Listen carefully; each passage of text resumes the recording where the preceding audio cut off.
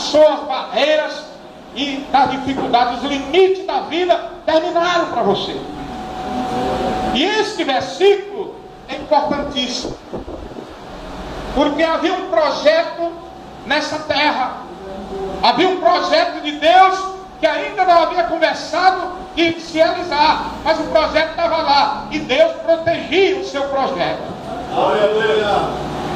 O que é que você tem pensado nos últimos dias? Eu vou fazer assim, guarde no teu coração, guarde, esconda no teu coração, não diga.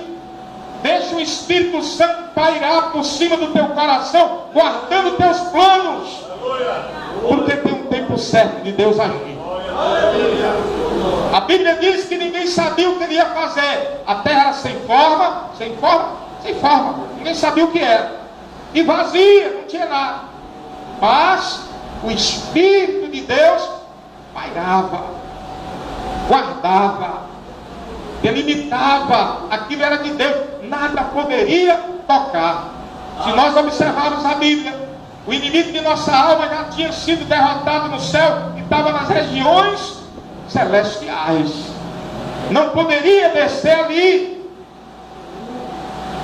As trevas e sem forma era a nossa vida quando estava no mundo.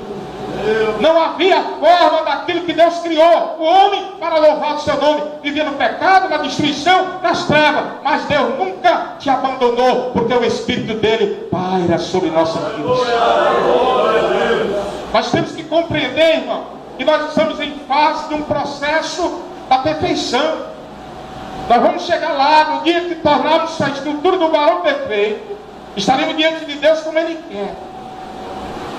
Aí sim, o nosso corpo tomará a dimensão da forma de Deus. Corpo glorificado. A parede desce, uma parede ele passa. Não é uma matéria.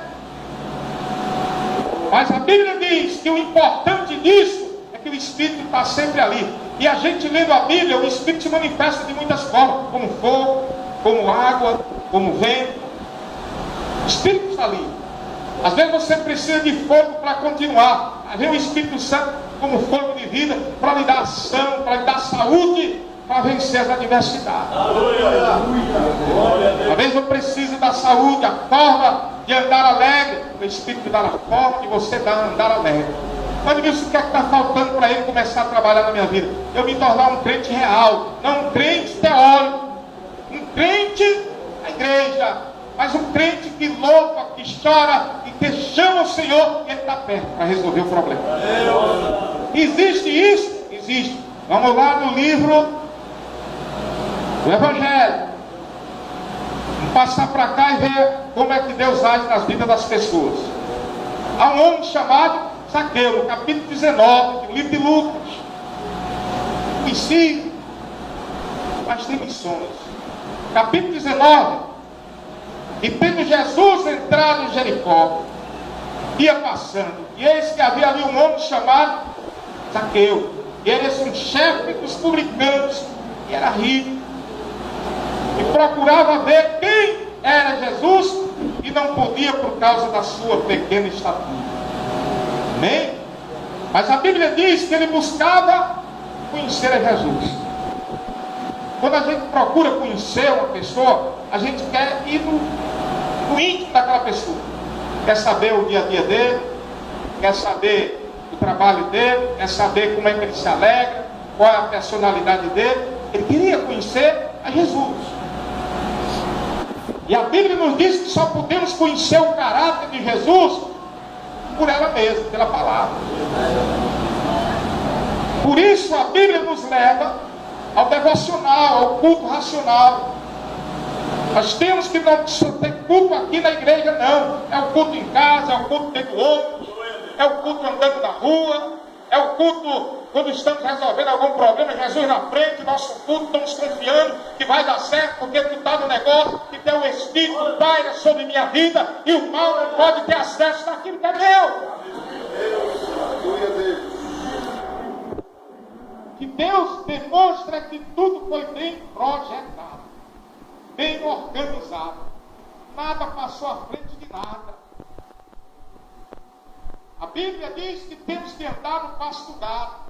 Ou seja, um passo atrás do outro.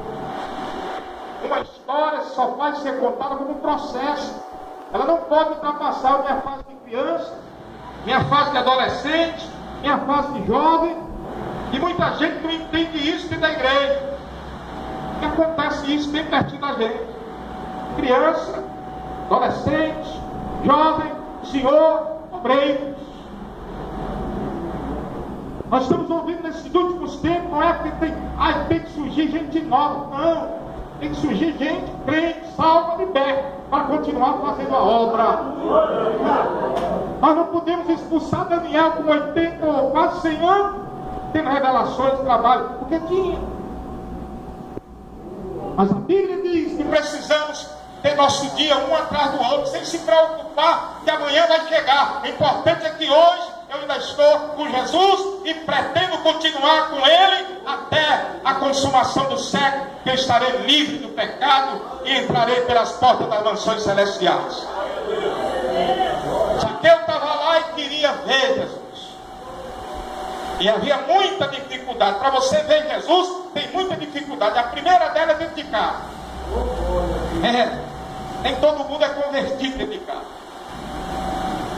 Jesus disse: eu vim para dividir com fogo. Você levanta um, só quer ser santarrão, ninguém vai mais para a churrascaria, ninguém vai mais para a sorveteria, só quer saber de igreja, agora é santarrão, agora é santo disso, eu não vou, e começa a esquentar os motores. Mas a Bíblia diz que o Espírito Santo está ali. Se você invocar o nome do Senhor, Ele se manifesta. O Senhor chega diante de você e diz: ei, vamos ajeitar esse negócio aí, porque meu Espírito está aí para consolar. Quando procuramos ver Jesus, aí vemos obstáculos. Alguém quer trazer o véu de novo, está na frente para não ver. Alguém quer botar um óculos escuro. Agora imagine eu aqui de óculos escuro de noite. Mas a Bíblia também nos diz que uma coisa que move a nossa vida para buscar aquilo que não podemos humanamente é a vontade. Se eu tenho vontade, tenho Cristo na vida, nada é impossível ao que crê. Nós temos uma característica de não poder resolver as coisas. Aí eu penso logo em matar aquela pessoa. Não é assim. O ser humano não pode, aí diz: vai morrer. Não vai morrer. Jesus quer vivo. Jesus prova as coisas para a gente, é vivo, na cara a cara. Você não quer, porque não quer, mas eu lhe dei. Eu lhe dei. Talvez você esteja pensando que Deus não cumpriu certas coisas. Aí o salmista diz: começa a olhar ao teu redor. Começa a observar as mudanças da tua vida. Começa a observar que eu já comecei a trabalhar. E quando a gente começa a olhar, começa a ver que o Espírito está pairando, mas está também consolando e ajudando naquilo que é necessário para a nossa vida. Pastor Zaqueu agora tinha uma dificuldade grande. O inimigo ele coloca coisas materiais para impedir nossa vida espiritual. Como é que pode, irmão? Pode, porque o crente ainda não saiu dos limites da sua matéria.